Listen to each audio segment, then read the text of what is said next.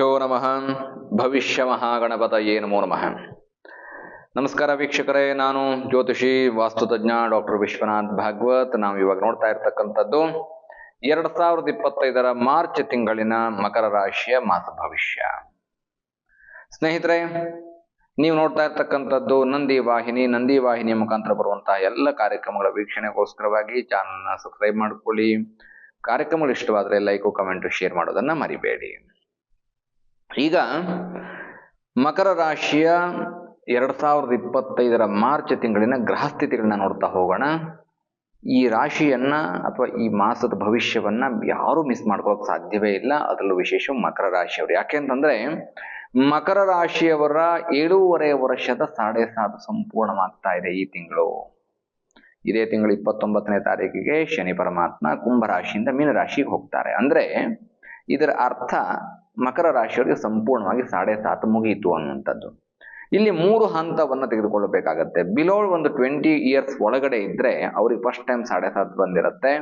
ಅವ್ರಿಗೆ ಯಾವುದೇ ರೀತಿಯಾದಂತಹ ವೇರಿಯೇಷನ್ಗಳು ಗೊತ್ತಾಗಲ್ಲ. ಬಟ್ 25 ಇಂದ ಹಿಡಿದು ಸುಮಾರು 50 ವರ್ಷದ ಒಳಗಿನ ವ್ಯಕ್ತಿಗಳಿಗೆ 2ನೇ ಬಾರಿಗೆ 7.5 ಬಂದಿರುತ್ತೆ. ಅವರು ನಿರಾಳತೆಯನ್ನ ಈ ವರ್ಷ ಅಥವಾ ಈ ತಿಂಗಳು ಕಾಣಬಹುದು. ಯಾಕೆ ಅಂತಂದ್ರೆ ನೋಡಿ, ಮಕರ ರಾಶಿಗೆ 7.5 ಸಂಪೂರ್ಣವಾಯಿತು. ಇನ್ನು ಮುಂದೆ ನಿಮಗೆ ರಾಜಯೋಗ, ನೀವೇನೇನು ಬಯಸ್ತಿರೋ ಎಲ್ಲ ಯೋಗಗಳನ್ನ ಸೌಭಾಗ್ಯಗಳನ್ನ ಭಗವಂತ ಕೊಡ್ತಾನೆ ಅಂತ ಹೇಳಿದ ತಕ್ಷಣ ನೀವೇನ್ ಹೇಳ್ತೀರಿ? ಗುರುಗಳೇ, ಸುಮ್ಮನೆ ನಮ್ಮನ್ನ ಹತ್ತಿಸ್ತೀರಿ, ನಮ್ಮನ್ನು ಸಂತೋಷ ಪಡಿಸೋದಕ್ಕೆ ಹೇಳ್ತೀರಿ, ನೀವು ಹೇಳಿದ್ ಯಾವುದು ಆಗಲ್ಲ ಅಂತ ಎಷ್ಟೋ ಜನ ಹೇಳಿದ್ರಿ ಲಾಸ್ಟ್ ಟೈಮಲ್ಲಿ. ಆದ್ರೆ ಅವ್ರು ವಿಡಿಯೋ ನೋಡಿದಾಗ ಆ ಕ್ಷಣಕ್ಕಾಗ ಅಂದ್ಕೊಂಡ್ರು ಕೂಡ ಆ ನಂತರದಲ್ಲಿ ಯಾರೂ ನನಗೆ ಅದನ್ನ ಪರಾಮರ್ಶೆ ಮಾಡಲಿಲ್ಲ. ಯಾಕೆಂತಂದ್ರೆ ನಾನು ಏನು ಹೇಳಿದ್ನೋ ಅದನ್ನು ನಡೆದಿದೆ. ಬಿಕಾಸ್ ಸತ್ಯವಾದಂತಹ ಭವಿಷ್ಯವಾಣಿಗೆ ಇರ್ತಕ್ಕಂಥದ್ದು ನಮ್ಮ ಜ್ಯೋತಿಷ್ಯ ಕಾರ್ಯಕ್ರಮ ಅಂತ ಹೇಳ್ತಾ ಹೋಗ್ತೀನಿ. ಈಗ ಗ್ರಹ ಸ್ಥಿತಿಗಳನ್ನ ನೋಡ್ತಾ ಹೋಗೋಣ. ಶನಿ 2ನೇ ಮನೆಯಿಂದ 3ನೇ ಮನೆಗೆ ಪ್ರಾರಂಭದಲ್ಲಿ ಮೊದಲಾರ್ಧದಲ್ಲಿ 2ನೇ ಮನೆಯಿಂದ 3ನೇ ಮನೆಯಲ್ಲಿರ್ತಾರೆ. ನೋಡಿ, ರವಿ ಬುಧ ಶುಕ್ರ ರಾಹು ಶನಿ ಅಂದ್ರೆ ಈ ಎಲ್ಲಾ ಗ್ರಹಗಳು ಕೂಡ ದ್ವಿತೀಯಾರ್ಧದಲ್ಲಿ, ಮಾರ್ಚ್ ತಿಂಗಳಿನ ದ್ವಿತೀಯಾರ್ಧದಲ್ಲಿ ಅಂದ್ರೆ 15 ನಂತರದಲ್ಲಿ 3ನೇ ಮನೆ ಅಂದ್ರೆ ಮೀನರಾಶಿಯಲ್ಲಿ ಸೇರಿಕೊಳ್ತಾರೆ. ಇಲ್ಲಿ 5 ಗ್ರಹಗಳ ಯೋಗ, ಮೊದಲು ಚತುರ್ಗ್ರಹ ಯೋಗ, ನಂತರದಲ್ಲಿ ಪಂಚಮಹಾಪುರುಷ ಯೋಗ, ಪಂಚಗ್ರಹ ಯೋಗ ಉಂಟಾಗತ್ತೆ. ಇನ್ನು ಗುರು ಪಂಚಮದಲ್ಲಿ, ಕುಜ 6ರಲ್ಲಿ, ಕೇತು 9ರಲ್ಲಿ 7.5 ಬಿಡುಗಡೆ ಆಯಿತು. ಹಾಗಾದ್ರೆ ಈ ಜಾತಕಕ್ಕೆ ಉತ್ತಮವಾದಂತಹ ಫಲ ಅಥವಾ ಮಕರ ರಾಶಿಯವರು ಏನೇನು ಅಪೇಕ್ಷೆ ಪಡಬಹುದು? ನಾನು ಪ್ರಾರಂಭದಲ್ಲಿ ಹೇಳಿದ ಹಾಗೆ ನಿಮ್ಗೆ ಏನೇನು ಶುಭಯೋಗಗಳು ಸಿಗತ್ತೆ ಅಂತ ಹೇಳಿದ್ನೋ ಅದೆಲ್ಲವೂ ಕೂಡ ಸಿಗತ್ತೆ. ಇನ್ ಕೇಸ್ ನಿಮ್ಗೆ ಸಿಗ್ಲಿಲ್ಲ ಅಂತಂದ್ರೆ ನೆನ್ಪಿಟ್ಕೊಳ್ಳಿ, ಭವಿಷ್ಯ ಮಹಾಗಣಪತಿ ಪುಣ್ಯಕ್ಷೇತ್ರಕ್ಕೆ ಬನ್ನಿ, ಅಲ್ಲಿ ನಾನು ಇರ್ತೇನೆ.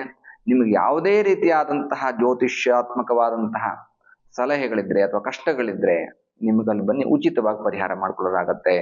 ಯಾವುದೇ ರೀತಿಯಾದಂತಹ ನಿಮಗೆ ಫೀಸ್ ಇರೋದಿಲ್ಲ. ಅದು ದೇವಸ್ಥಾನ, ನೀವು ಬೇಕಾದ್ರೆ ಹುಂಡಿಗೆ ಹಾಕ್ಬಹುದು ಅಷ್ಟೇ. ಬರುವಾಗ ಖಾಲಿ ಕೈಲಿ ಬರಬೇಡಿ. ಹೂವು, ಅರಿಶಿಣ, ಕುಂಕುಮ, ತೆಂಗಿನಕಾಯಿ, ಬಾಳೆಹಣ್ಣು ಈ ತರದ ಪೂಜಾ ದ್ರವ್ಯಗಳನ್ನ, ಮಂಗಳ ದ್ರವ್ಯಗಳನ್ನ ಹಿಡ್ಕೊಂಡು ಬನ್ನಿ. ಯಾಕೆಂತಂದ್ರೆ ಅಲ್ಲಿ ದೈವ ಪ್ರಶ್ನೆ ನಡೆಯುತ್ತೆ. ಹಾಗಾದ್ರೆ ಮಾಸ ಭವಿಷ್ಯ ಏನು ಗುರುಗಳೇ ಅಂತ ಕೇಳಿದ್ರೆ, ನೋಡಿ, ಶನಿ ಪ್ರಾರಂಭದಲ್ಲಿ ದ್ವಿತೀಯದಲ್ಲಿದ್ರೂ ಕೂಡ ತಿಂಗಳದ ಕೊನೆಯ ಭಾಗಕ್ಕೆ ತೃತೀಯಕ್ಕೆ ಅಂದ್ರೆ ಮೀನರಾಶಿಯಲ್ಲಿ ಸೇರಿಕೊಳ್ತಾರೆ ಅಲ್ವಾ. ಹಾಗಾಗಿ 3, 6, 11ನೇ ಮನೆ ಏನಿದೆ ಶನಿಗೆ ವಿಶೇಷವಾಗಿ ಅತ್ಯಂತ ಹೆಚ್ಚು ಶುಭ ಫಲವನ್ನು ನೀಡತಕ್ಕಂತಹ ಜಾಗ. ಅಂದ್ರೆ 7.5 ಬಿಟ್ಟು ಹೋಗ್ಬೇಕಾದ್ರೆ ಮಕರ ರಾಶಿಯವರು ಏನೇನು ಅಧಿಕಾರಗಳನ್ನು ಕೊಡಬೇಕಿತ್ತೋ ಅದೆಲ್ಲವನ್ನ ಕೊಡ್ತಾರೆ ಅನ್ನುವಂಥದ್ದು ಮತ್ತೊಮ್ಮೆ ಸಾಬೀತಾಗತ್ತೆ. ಇನ್ನು ರವಿ ಬುಧ ಶುಕ್ರ ರಾಹುವಿನ ಸ್ಥಾನವನ್ನ ನೋಡ್ತಾ ಹೋದ್ರೆ ನೋಡಿ, ರವಿ ಗ್ರಹಕ್ಕೂ 3ನೇ ಮನೆ ವಿಶೇಷವಾದಂತಹ ಶುಭ ಸ್ಥಾನ. ಅದೇ ರೀತಿಯಾಗಿ ಬುಧ ಗ್ರಹಕ್ಕೆ ಅಷ್ಟು ಉತ್ತಮವಾಗಿಲ್ಲದೆ ಇದ್ರೂ ಕೂಡ ಮಿತ್ರತ್ವದ ಬಲ ಇದೆ. ಅದೇ ರೀತಿಯಾಗಿ ಶುಕ್ರನಿಗೆ ಯೋಚನೆಯನ್ನು ಮಾಡಿದರೆ ನೋಡಿ, ಶುಕ್ರನಿಗೆ ಉತ್ತಮವಾದಂತಹ ಸ್ಥಾನ. ಇನ್ನು ರಾಹುಗೆ 3ನೇ ಮನೆ ಅತ್ಯಂತ ಹೆಚ್ಚು ಶುಭವಾಗಿರ್ತಕ್ಕಂಥದ್ದು. ರವಿ ಅಂದ್ರೆ ಸಂಪತ್ತನ್ನ ಕೊಡ್ತಕ್ಕಂಥವನು ಅಥವಾ ವರ್ಚಸ್ಸನ್ನ ಹೆಚ್ಚು ಮಾಡ್ತಕ್ಕಂಥವನು. ಆರೋಗ್ಯಂ ಭಾಸ್ಕರ ಆಯ್ಕೆ, ಉತ್ತಮವಾದಂತಹ ಆರೋಗ್ಯವನ್ನು ಕೊಡ್ತಕ್ಕಂಥವನು. ಶುಕ್ರ ಅಂದ್ರೆ ನಿಮ್ಮ ಎಕನಾಮಿಕಲ್ ಗ್ರೋತ್ ಅನ್ನು ಮಾಡ್ತಕ್ಕಂಥವನು. ಮತ್ತು ರಾಹು ನಿಮಗೆ ಫಿಟ್ನೆಸ್ ಅನ್ನ ಕೊಡ್ತಕ್ಕಂಥವನು, ದೈಹಿಕ ಸಾಮರ್ಥ್ಯವನ್ನು ಕೊಡ್ತಕ್ಕಂಥ ರಾಹು. ಈ ಕಾಂಬಿನೇಷನ್ ಏನಿದೆಯಲ್ಲ, ಇದು ನಿಮಗೆ ಉತ್ತಮವಾದಂತಹ ಅಧಿಕಾರ ಅಥವಾ ಉದ್ಯೋಗ ಪ್ರಾಪ್ತಿ ಅಥವಾ ಪ್ರಮೋಷನ್, ಇನ್ಕ್ರಿಮೆಂಟು, ರಾಜಕೀಯವಾಗಿ ಒಂದು ಒಳ್ಳೆಯ ಸ್ಥಾನಮಾನವನ್ನು ಕೊಡ್ತಕ್ಕಂಥದ್ದು ಅಥವಾ ಭೂಮಿ ಖರೀದಿ ಯೋಗ. ಈ ಕಾಂಬಿನೇಷನ್ 5 ಗ್ರಹಗಳ ಏನು ಒಂದು ಯುತಿ ಇದೆ, ಇದು ನಿಮಗೆ ಬಹಳ ವಿಶೇಷವಾದಂತಹ ಯಶಸ್ಸನ್ನ ಕೊಡುತ್ತೆ. ನಾನು ಸುಮ್ಮನೆ ಹೇಳಿದ್ರೆ ನೀವೇನಂತೀರಿ? ಗುರುಳೆ ಇವೆಲ್ಲ ಸುಳ್ಳು ಅಂತ ಹೇಳ್ತೀರಿ. ಕಾದು ನೋಡಿ, ಈ ತಿಂಗಳು ನಿಮಗೆ ನೀವೇನು ಅಪೇಕ್ಷೆ ಪಡ್ತಿರೋ ಅದೆಲ್ಲವೂ ಮಕರ ರಾಶಿಯು ಪ್ರಾಪ್ತವಾಗುತ್ತೆ. ಇನ್ನು ಗುರು 5ನೇ ಮನೆಯಲ್ಲಿ ಅತ್ಯಂತ ಹೆಚ್ಚು ಗುರುಬಲ ಇರತಕ್ಕಂಥದ್ದು 2, 5, 7, 9, 11 ಗುರುವಿಗೆ ಉತ್ತಮವಾದಂತಹ ಸಕಾಲ. ಮತ್ತು ನಾನು ಹಿಂದಿನ ಹಲವು ವಿಡಿಯೋಗಳಲ್ಲಿ ಹೇಳಿದ್ದೇನೆ, 7.5 ಮುಗಿದ ಮೇಲೂ ನಿಮ್ಮ ಗುರುಬಲ ಇರುತ್ತೆ. ಅಂದ್ರೆ ಮಕರ ರಾಶಿಯವರಿಗೆ ಗುರು ವಿಶೇಷವಾದಂತಹ ಯಶಸ್ಸನ್ನ ಕೊಡುವಂತಹ ಕಾಲ ಅಂತ ಹೇಳಿದ್ದೇನೆ. ಈಗ ಮತ್ತೆ ಅದನ್ನ ರಿಪೀಟ್ ಮಾಡ್ತಾ ಇದ್ದೇನೆ. ಗುರು ತುಂಬಾ ಚೆನ್ನಾಗಿದ್ದಾನೆ, ಸಕ್ಸಸ್ಸು ಎಲ್ಲಾ ವಿಷಯಗಳಲ್ಲಿ ಮದುವೆ ಆಗತ್ತೆ, ಉದ್ಯೋಗ ಸಿಗತ್ತೆ, ಪ್ರಮೋಷನ್ ಆಗತ್ತೆ, ಆರ್ಥಿಕ ಲಾಭ ಆಗತ್ತೆ, ಕೋರ್ಟ್ ಕೇಸಲ್ಲಿ ಜಯ ಆಗತ್ತೆ, ಮತ್ತು ನೀವೇನ್ ಅಂದ್ಕೊಳ್ತಿರೋ ಅದೆಲ್ಲ ಸಿಗತ್ತೆ. ಉದಾಹರಣೆ ಕೊಡ್ತಾ ಹೋದ್ರೆ 1,00,000 ಉದಾಹರಣೆಗಳನ್ನ ಕೊಡ್ತಾ ಹೋಗ್ಬೋದು. ಇದೆಲ್ಲ ನಿಮಗೆ ಯೋಗಗಳಿದ್ದಾವೆ. ಇನ್ನು ಕುಜ 6ನೇ ಮನೆಯಲ್ಲಿ ನೋಡಿ, ಕುಜನಿಗೆ ವಿಶೇಷವಾದಂತಹ ಸ್ಥಾನ 6ನೇ ಮನೆ ಅಂದಂತಹ ಸಂದರ್ಭದಲ್ಲಿ 3, 6, 11. ಹಾಗಾಗಿ ಭೂಮಿ ಯೋಗವನ್ನ ಕೊಡ್ತಾ ಹೋಗ್ತಾನೆ, ಸ್ವಂತ ಮನೆ ಕಟ್ಟುವಂತಹ ಯೋಗವನ್ನು ಕೊಡ್ತಾನೆ, ರಕ್ತ ಸಂಬಂಧಿತವಾದಂತಹ ಕಾಯಿಲೆಗಳಿದ್ರೆ ಅದರಿಂದ ದೂರ ಮಾಡ್ತಾ ಹೋಗ್ತಾನೆ.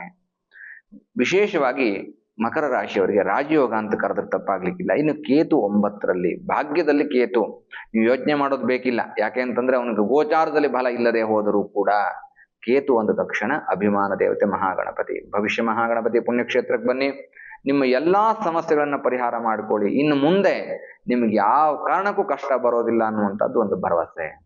ಹಾಗಾದ್ರೆ ಮಕರ ರಾಶಿಯವರು ಈ ತಿಂಗಳು ಈ ವಿಡಿಯೋ ಮಿಸ್ ಮಾಡ್ಕೊಳ್ಳದೆ ನೋಡಿ, ನಿಮ್ಮ ಎಲ್ಲಾ ಸುಖವನ್ನು ಅನುಭವಿಸಿ ಅನ್ನುವಂತಹ ಮಾತನ್ನು ಹೇಳ್ತಾ, ಸ್ಟಿಲ್ ನೀವೇನೋ ಕಷ್ಟಪಡ್ತಾ ಇದ್ದೀರಿ, ನನ್ನ ಜನ್ಮಜಾತಕವೇ ಸರಿ ಇಲ್ಲ, ದಶಾಭಕ್ತಿ ಸರಿ ಇಲ್ಲ, ಅಷ್ಟಕವರ್ಗ ಸರಿ ಇಲ್ಲ ಅಂತನ್ನುವಂತಹ ಸಂದರ್ಭದಲ್ಲಿ ನೇರವಾಗಿ ಬನ್ನಿ, ನಿಮ್ಮ ಸಮಸ್ಯೆಯನ್ನ ಪರಿಶೀಲನೆ ಮಾಡ್ಕೊಳ್ಳಿ, ಜಾತಕ ಪರಿಶೀಲನೆ ಮಾಡ್ಕೊಳ್ಳಿ, ಪರಿಹಾರ ಕಂಡುಕೊಳ್ಳಿ, ಜೀವನ ಪರ್ಯಂತ ಸಂತೋಷವಾಗಿರಿ ಅನ್ನುವಂತಹ ಮಾತನ್ನು ಹೇಳ್ತಾ ಮಕರ ರಾಶಿ ಮಾರ್ಚ್ 2025 ಮಾಸ ಭವಿಷ್ಯವನ್ನು ಮುಗಿಸ್ತಾ ಇದ್ದೇನೆ ಸ್ನೇಹಿತರೆ.